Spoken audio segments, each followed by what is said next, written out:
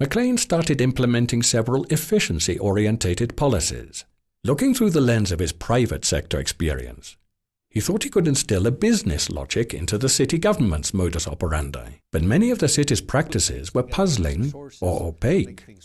And usually in the private sector, you have a limited objective and you have plenty of resources you put there to make that happen.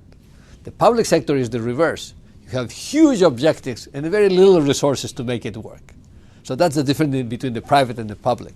In this case, I had a huge mission to accomplish and very little resources to do it. So I tried to change that. I said, okay, we're going to start getting this institution to work. And I noticed that there was this particular public work. I went to visit it in the morning. The laborers wouldn't arrive before 10 o'clock because there was always a problem with the gasoline from the truck. The chauffeur was missing, whatever. They arrived about 10 o'clock to work. And by 2 o'clock, they were leaving back. So they work a few hours after, and then still they have the lunch break in the middle.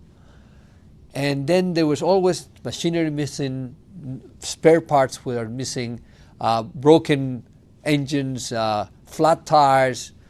This was impossible. And I realized all this machinery is so old, zero maintenance, they are really falling apart. The mayor tried to change the situation by reducing inefficiency and increasing information.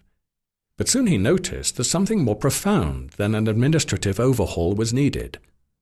McLean remembered his lectures at Harvard from Professor Robert Klitgaard and decided to call on his mentor and friend to ask for his help.